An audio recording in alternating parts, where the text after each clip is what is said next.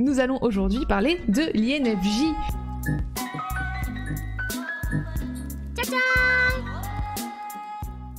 Alors, parlons des fonctions cognitives avant tout. L'INFJ, sa fonction principale, celle qu'il développe à partir dès sa naissance, c'est l'intuition introvertie. Sa fonction secondaire, c'est celle qu'il développe à l'adolescence, c'est le sentiment extraverti. Vers 25-30 ans, il développe la pensée introvertie, et vers 40-50 ans, ce sera la sensation extravertie. Oui, ça paraît bizarre, what the fuck, qu'est-ce que tu nous dis là, meuf? Je vais expliquer tout ça, y a pas de souci.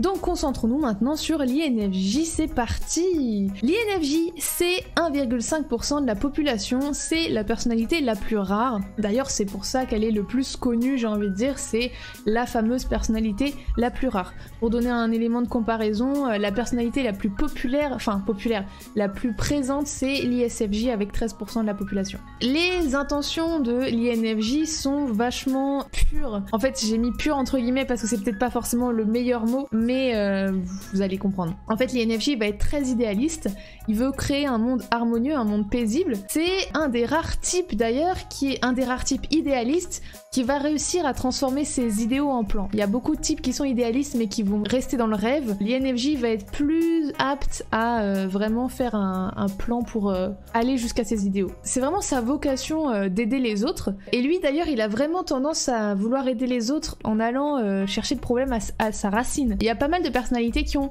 notamment celle avec le sentiment extraverti, qui vont vouloir aider les autres, mais qui vont plutôt aider dans le personnel, qui vont aider individuellement chaque personne. L'INFJ, il va chercher plus loin. Ça peut être, il va chercher dans les problèmes sociétals. Je pense que vous voyez ce que je veux dire, hein. Il va pas juste aider la personne, mais il va essayer de voir l'origine du problème et de s'attaquer à ça en fait, à la source. Il va chercher à instaurer l'équilibre et il va se montrer vraiment... alors, j'ai écrit supportive sur ma fiche parce que je sais pas quel mot mettre pour le français. Il va faire preuve de soutien, voilà. Il a une opinion très affirmée aussi. En fait, l'INFJ, il va plutôt en général être assez doux en temps normal, mais il est vraiment passionné et il peut vraiment se montrer passionné et très ferme quand il s'agit de ses opinions. Il a d'ailleurs il peut montrer un fort caractère quand il s'agit de ses opinions, de ses valeurs. On commence avec les forces. Bon, déjà, l'INFJ est très attentionné, hein, vous avez pu vous en douter de ce que j'ai pu dire, autant avec la fonction sentiment extraverti qu'avec ce que j'ai cité plus haut. Il est réservé, hein, bien sûr, il est introverti malgré tout, mais il est chaleureux, et puis il sait se montrer très sensible. Il est altruiste. Bon, déjà parce que en général, il veut agir pour le bien, sans parler individuellement, il a vraiment cette envie, hein, quand je parlais d'intention pure, il a vraiment cette envie d'agir pour le bien. Il aime pas réussir aux dépens des autres aussi, c'est-à-dire que s'il peut pas atteindre il veut pas écraser les autres en fait, il veut réussir mais c'est pas genre je rabaisse tout le monde pour mieux m'élever, c'est pas son fonctionnement. Il pense à l'impact de ses actions sur les autres et puis il va essayer d'adopter un comportement qui aidera les gens et qui rendra le monde meilleur. Il est aussi perspicace, il ne se fie pas aux apparences, il va toujours aller au cœur des choses. Et puis, il arrive à comprendre les motivations, les sentiments et les besoins des gens. Il est aussi très passionné. Il poursuit ses idéaux avec une forte détermination. Il se contente pas du assez bien. Il a vraiment besoin d'aller au bout des choses. Et puis, il faut savoir que vraiment, le fait de défendre une cause, c'est un aspect clé de sa personnalité. Quand je parle du fait qu'il soit idéaliste, il a vraiment une cause ou plusieurs causes qu'il a envie de défendre, pour lesquelles il a envie de se battre. Et voilà, c'est vraiment quelque chose d'important pour lui. Il a besoin en fait de s'engager pour ses valeurs. Il est créatif et il trouve toujours la meilleure solution pour ceux auxquels il tient. Et enfin, il est convaincant, mais il est aussi convaincu, en fait, les deux. Il a ses croyances qui sont profondément ancrées, et comme il est très convaincu, quand il parle de sujets qui l'intéressent, ses convictions vont vraiment transparaître, il va vraiment rayonner, en fait. Il faut savoir qu'il est aussi bon communicateur, donc voilà, il va réussir en général à convaincre même les plus sceptiques. Ça c'était pour les forces, mais excusez-moi, hein, mais encenser les ENFJ c'est une chose, mais il y a aussi des faiblesses, hein, parce que s'il y avait que des qualités, excusez-moi, ce serait un petit peu abusé. Donc je passe aux faiblesses. Et oui, l'ENFJ, il va avoir du mal à s'ouvrir. Il va avoir du mal à s'ouvrir parce que s'ouvrir, ça veut dire se rendre vulnérable. Et ça, il va pas forcément réussir voilà, c'est pas forcément évident aussi, hein, c'est normal. Il veut aussi résoudre ses problèmes seul, sans déranger les autres avec ses problèmes, d'où de par son altruisme notamment. Et s'il a des problèmes, il va se retenir de demander de l'aide, voire même peut-être prendre ses distances. Il va oublier l'ordinaire, ça c'était un petit peu ce que je disais avec l'intuition introvertie. Il va oublier l'ordinaire, la routine. Il a des grands buts, des grands rêves, des grands idéaux, mais même si c'est la personnalité la plus apte à le faire, il va quand même avoir du mal à transformer ses idéaux en objectifs, en liste de tâches en fait, en routine, vraiment concrétiser les tâches nécessaires pour atteindre ses idéaux. Mais c'est nécessaire pour concrétiser ses plans, hein, parce que tu peux avoir des idéaux, si tu fais rien pour les atteindre, ça n'avancera pas. Mine de rien, il arrive quand même à le faire, hein, mais c'est pas évident. L'INFJ, il est plutôt sensible aux critiques. Il peut réagir fortement si on remet ses valeurs en question. Et puis, il peut être facilement sur la défensive face aux critiques et aux conflits, surtout si ça concerne un sujet qui lui tient à cœur. En fait, c'est simple, l'INFJ, comme il est très investi dans ses idéaux, dans ses convictions, si tu critiques la conviction, bah ça va être un peu comme le critiquer lui, vu qu'il va vraiment être investi dedans, tu vois. Ça va être critiquer une partie de lui, donc il va être assez sensible à ça. Ça veut pas dire qu'il est pas ouvert aux critiques, hein, mais ça veut dire que, bon, il est un peu sensible à ça. Il est perfectionniste parce que, eh ben forcément, il est idéaliste, et généralement l'un va avec l'autre, hein.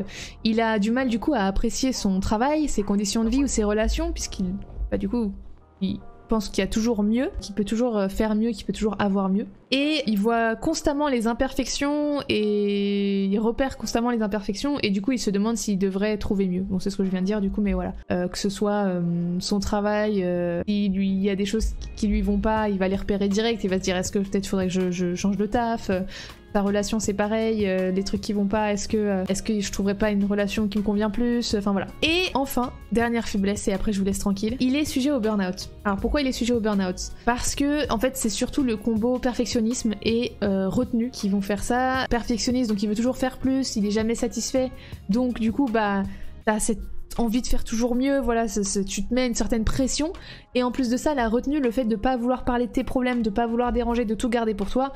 Le combo des deux, il est assez explosif et le fait de tout garder, tu te défoules peu, donc c'est normal que tu sois sensible au burn-out. Faut savoir aussi que du coup l'INFJ, à force d'être altruiste, il va beaucoup aider les autres, mais peut-être trop, et il va trop aider les autres et pas assez prendre soin de lui. Pareil, donc ça, sujet au burn-out. Donc en fait, il faut qu'il arrive à équilibrer son altruisme avec aussi le fait de prendre soin de soi s'il veut réussir à aller bien, on va dire, à pas faire de burn-out. On va passer aux relations. L'INFJ, il se débrouille très bien socialement. Et il peut du coup donner l'impression peut-être d'être extraverti parce qu'il se débrouille bien socialement, mais il reste quand même introverti, il a quand même besoin de temps pour se recharger, de temps seul pour lui, surtout qu'en plus, comme on le disait, avec l'intuition introvertie, il a besoin de temps pour ses voyages intérieurs, ses réflexions, etc. Il veut être apprécié pour ce qu'il est, du coup il veut pas avoir à changer de conviction pour quelqu'un, par exemple, il veut pas avoir à changer de conviction pour son partenaire ou ses amis. Il a besoin de liens authentiques, il a besoin de relations profondes, la qualité va être meilleure que la quantité, hein. Que ce soit les amis, hein, il préfère avoir des bons amis avec des relations profondes plutôt que plein d'amis mais des amitiés superficielles. Mais aussi en termes de temps, il préfère passer pas beaucoup de temps avec ses amis mais des moments vraiment qualitatifs, intéressants, profonds, etc. plutôt que d'être tout le temps avec ses amis. L'INFJ, il veut des bonnes relations, des relations qui sont profondes, des relations qui ont du sens, et il veut des personnes vraies aussi. Non seulement lui, il veut pas avoir à changer de conviction pour ses amis, mais il veut aussi que ses amis soient vrais, que ses amis parlent de leurs passions, de leurs intérêts, de leurs croyances, de leurs opinions. Et c'est pas grave si tout le monde n'est pas d'accord, mais que chacun soit vrai et parle de son, voilà, de ses réflexions. Mais du coup, c'est difficile d'avoir ce genre de relation. C'est difficile d'atteindre ce niveau de profondeur avec les gens et de trouver des gens avec qui tu es quand même sur la même longueur d'onde.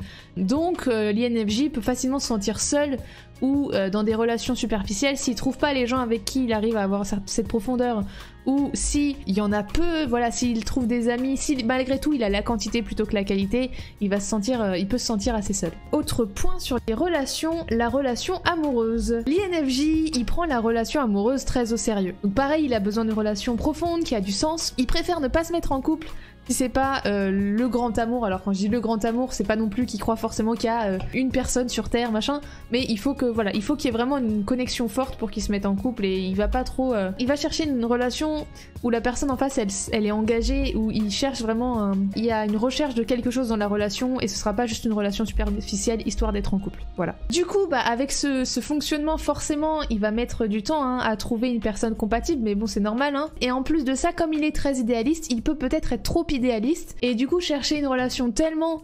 une profondeur tellement... enfin, une certaine profondeur et une personne qui serait vraiment... qui correspondrait vraiment à ses idéaux qu'il peut être un petit peu trop difficile sur ça. Il va se soucier de la personnalité et des valeurs de la personne autant que de l'attirance. Donc normalement, il devrait pas trop avoir le risque de se retrouver dans une situation où il est en relation avec quelqu'un qui l'attire mais avec qui c'est pas compatible et tout. Normalement, il accorde suffisamment d'importance à la personnalité et aux valeurs pour ne pas se retrouver piégé dans ce genre de relation. Il va pas prendre ses relations pour acquises. D'ailleurs, il va chercher à évoluer personnellement et à faire évoluer la relation en renforçant les liens un maximum. Lui, son objectif, c'est vraiment qu'il y ait des liens très forts dans sa relation.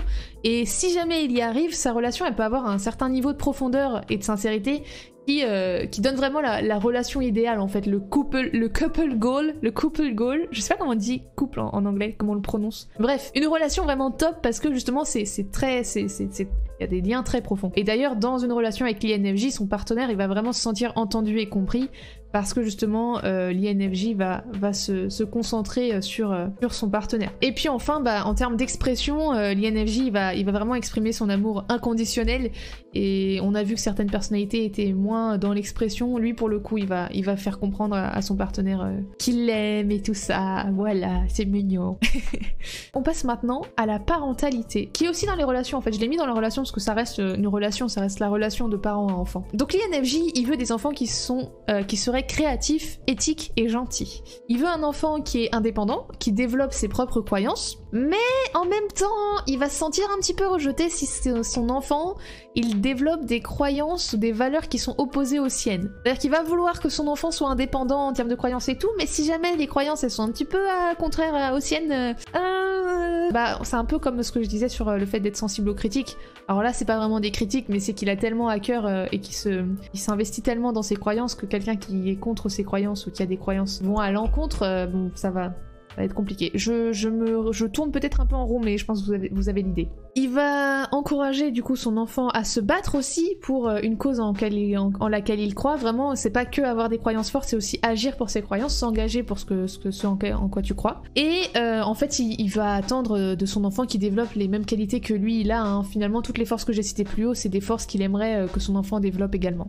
Voilà, ça c'était pour la parentalité du coup. On passe maintenant à la carrière. Et ça peut vous intéresser si jamais vous êtes un peu paumé dans ce que vous voulez faire de votre vie, si jamais vous êtes jeune ou pas forcément jeune, peut-être que ça peut vous aider. Peut-être pas, peut-être que vous êtes bien là où vous êtes. Pour l'INFJ, les valeurs et le sens sont plus importants que l'argent et le titre, un peu comme ce que je expliquais avec les fonctions. Il faut que son boulot ait du sens pour lui, mais il a aussi besoin qu'il y ait du sens qu'il apporte aux autres aussi, qu'il se sente utile, qu'il puisse aider les autres à apporter quelque chose, contribuer à quelque chose. Il va avoir du mal à se décider quand il va falloir choisir où aller, parce qu'il voit plein de possibilités, il voit plein de chemins différents et intéressants, et du coup il va avoir du mal à choisir vers où il veut se diriger. Il est pas trop hiérarchie, il aime pas vraiment se positionner en dessous ou au-dessus des autres en fait. Pour lui, voilà, c'est pas vraiment son délire. Il a besoin d'être écouté, si jamais il est subordonné, il a besoin que ses idées soient écoutées par son manager et c'est un peu lié avec la hiérarchie, c'est que il veut pas que parce qu'il est subordonné, on n'accorde pas vraiment d'importance à ses idées par exemple. Il va s'investir personnellement dans son travail si son travail est vraiment correspond à ses valeurs. C'est sûr que si l'INFJ il est dans un travail qu'il n'aime pas, il va pas forcément s'investir dans son boulot. Ça, enfin, j'en sais rien, mais c'est pas forcément. Mais par contre, si c'est un travail vraiment auquel il tient, il va s'investir énormément. Et du coup, comme il s'investit personnellement dans son travail, il va aussi prendre les critiques personnellement. On revient sur la faiblesse, il va être assez sensible aux critiques du coup, notamment au travail. Il va être bon pour désamorcer les conflits rapidement. Donc ça, c'est quelque chose où il est doué déjà de base en général dans le social, mais au travail, s'il sent que entre collègues il y a des conflits, voilà, il y a des tensions, il va réussir à les désamorcer parfois avant même qu'il y ait vraiment un conflit visible. Il va un peu éviter les catastrophes. Il va aussi favoriser l'aide à l'efficacité, c'est-à-dire qu'il va prendre le temps de voir si chacun s'en sort, il va aider ses collègues s'il voit que ses collègues ont du mal. Le risque éventuellement c'est d'être utilisé à cause de ça et de se retrouver à... Enfin voilà, les collègues sentent qu'il va t'aider si t'es dans le mal, donc ils vont volontairement en faire moins, dire tu peux m'aider sur ça, et puis il risque de se retrouver à faire tout le taf des autres parce qu'il a voulu juste aider. Ça c'est un petit peu le risque. Si par exemple il est manager, en tout cas supérieur, il va chercher à comprendre les motivations de ses subordonnés pour les prendre en compte. Lui il a besoin d'être écouté, mais il va aussi chercher à écouter les autres pour prendre en compte. C'est un peu ce que je disais par rapport au groupe, hein, à cette volonté de prendre en compte les besoins de chacun, ça reste important pour lui, ça reste quelque chose qu'il va avoir tendance à faire. Je vais maintenant passer au potentiel carrière. Alors il y a plusieurs points qui sont intéressants. D'abord il y a tous les métiers qui concernent l'aide aux autres. Donc dans les métiers qui concernent l'aide aux autres, on a conseiller, psychologue, enseignant, travailleur social, instructeur de yoga, ou en anglais c'était chef, c'est la traduction littérale de l'anglais c'était chef spirituel. Je me demandais si c'était pas plutôt guide spirituel en français, dans le doute je vais marquer un peu les deux. Mais voilà, ce genre de métier. Il y a aussi le fait que l'INFJ il est bon communicateur, et donc dans ce genre de domaine ce qui peut être intéressant c'est les métiers un peu plus artistiques comme l'écriture, la musique, la photographie, le design, l'art. C'est marrant, j'ai pas vu marquer communication, mais je pense que ça peut bien passer aussi la communication chez l'INFJ. Mais là ça c'est une opinion personnelle parce que je l'ai pas vu marquer, mais maintenant que j'y pense ça lui correspondrait bien je pense. L'INFJ il a besoin d'indépendance malgré tout. Ça peut être intéressant pour lui de prendre la direction d'une entreprise, d'être directeur d'entreprise, de créer aussi une entreprise. Faut rester dans l'idée qu'il peut travailler quand même dans de nombreux domaines, à partir du moment où il peut apporter de l'aide aux autres et utiliser sa créativité. Voilà. En fait, tout ce que j'ai pu citer sur ses forces, sur ce qu'il aime, sur ce qui lui tient à cœur, s'il peut l'utiliser dans le cadre du travail, en fait, n'importe quel domaine correspondrait. C'est un peu comme quand je disais que l'INTJ, il avait besoin de résoudre des problèmes. J'avais cité des domaines où il était vraiment doué, mais après j'avais dit s'il bosse dans une animalerie, donc il a vraiment des problèmes et qu'il a des solutions à trouver et qu'il a vraiment l'entreprise à gérer, ça lui convient aussi. Donc là c'est pareil, il y a des métiers qui correspondent bien, mais après en général si il arrive à pouvoir utiliser ses forces, n'importe quel domaine peut être intéressant. Et un dernier point sur les carrières, apparemment ça peut être intéressant pour lui aussi tout ce qui est carrière hybride. Alors qu'est-ce qui est carrière hybride? En fait c'est l'idée de créer des ponts entre les domaines, ça apparemment c'est quelque chose que l'INFJ aime bien.